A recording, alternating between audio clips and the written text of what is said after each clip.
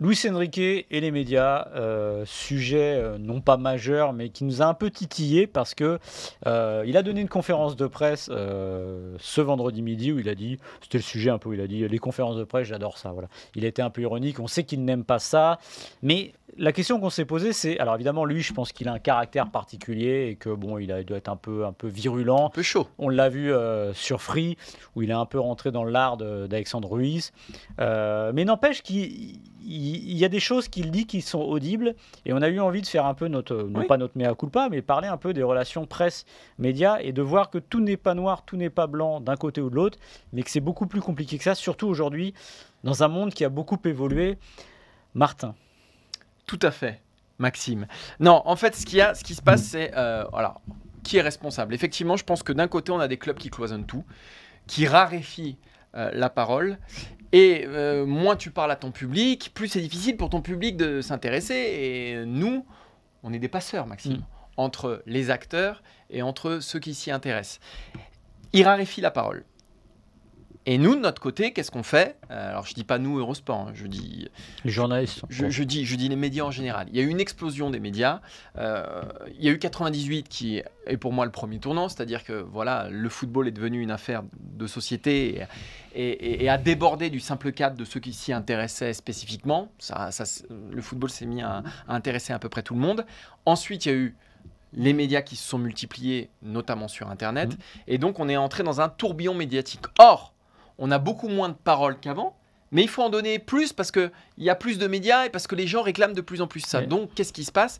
Eh bien oui, il y a une tendance à monter en mayonnaise, la moindre petite phrase, à la sortir de son contexte. Je dis absolument pas tout le monde, hein, je vise personne, mais c'est sûr que moi j'ai une anecdote. À l'époque où Saint-Etienne était encore en Ligue 1, je voulais faire parler Roland Remeillet et Jean-Michel Aulas et faire une interview croisée entre les deux, leur poser les mêmes questions, etc. L'attaché de presse m'avait dit, des Verts à l'époque m'avait dit bah, c'est une super idée, j'en ai parlé, oui pourquoi pas, mais le problème, c'est que aujourd'hui, avec la multiplication des médias, notamment sur Internet, eh ben, la moindre petite phrase va être reprise. Et ce qui fonctionne dans une interview croisée au long cours, eh ben, ne fonctionne pas si tu sors la phrase de son contexte. Et c'est ce qui fait peur aujourd'hui à tous les communicants de clubs notamment, et c'est pour ça qu'ils cloisonnent. Et je peux le comprendre aussi, c'est cette crainte majeure du mauvais buzz médiatique. Voilà, tout simplement. Aujourd'hui, quand Mbappé va dire quelque chose, aujourd'hui, quand Pogba va dire quelque chose, aujourd'hui, quand Griezmann va dire quelque chose, ça va être monté en épingle. C'est pour ça que ces gens-là ne parlent plus aujourd'hui, parce que ce sont des PME, parce qu'il y a des enjeux énormes autour d'eux, et ils préfèrent se taire plutôt que de prendre un risque. J'aime beaucoup quand je vois sur les réseaux sociaux ou sur les lives de conférences de presse dans les chats, oh la question con, les journalistes, etc. Alors ça me fait toujours un peu marrer parce que il y a des questions cons, ça peut arriver, mais il y a aussi des réponses indigentes, même à des questions très intelligentes. Et des fois, j'ai envie de dire à celui qui dit ça, bah viens, alors c'est pas son métier, bah viens poser la question, on va voir ce que tu as d'intéressant à dire.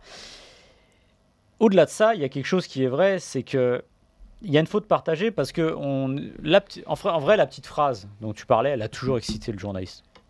Sauf qu'elle n'a pas la même ampleur, c'était plus resserré, beaucoup moins de médias, mais elle a toujours aussi excité le lecteur. Oui. C'était comme à l'époque quand on parlait de Lance Armstrong, on disait arrêtez de parler de lui, parlez des autres. Mais le problème c'est quand on parle des autres, bizarrement, il n'y a pas grand monde pour lire. Donc c'est toujours la même chose, donc je dirais que la faute est partagée, et même si les médias ont un rôle presque éducatif là-dessus, la faute est partagée. Ce qui est difficile aujourd'hui, tu l'as dit, si tu parlais des PME, etc. Moi, alors, une autre anecdote qui m'est arrivée il y a une quinzaine d'années qui m'a marqué, parce que là, c'était vraiment le début de ça.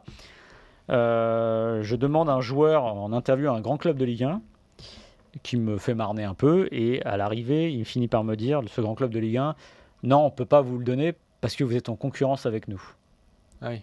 Donc moi de lui dire mais concurrence de quoi ? Vous n'êtes pas un média, vous êtes au moins un média club, mais en tout cas vous faites de la com, vous ne faites pas du média. Donc voilà, déjà ça a basculé là. Comme tu dis, il y a une raréfaction de la parole qui fait que moins vous ouvrez, plus vous laissez fantasmer. Moi j'ai commencé ma carrière, quand vous alliez au camp des loges à l'époque, tous les entraînements étaient quasiment ouverts. Vous attendiez derrière une petite barrière après l'entraînement et sur le parking. Vous chopiez les joueurs, ceux qui voulaient parler, ceux qui voulaient pas parler. Et que je sache, c'était pas plus la foire qu'aujourd'hui, parce que ceux qui n'avaient pas envie de parler, de toute façon, ne parlaient pas. Donc aujourd'hui, on a complètement raréfié ça. On crée la parole d'un joueur devient, regardez Mbappé, le délire autour d'Mbappé, Oui. la parole de Mbappé devient quasiment parole d'évangile, ce qui fait que Ce qu'il a pu parler depuis Ouais. des mois et des mois. Et vous créez les conditions justement pour que tout soit monté en épingle et qu'on fasse d'un événement qui devrait être mineur un événement majeur.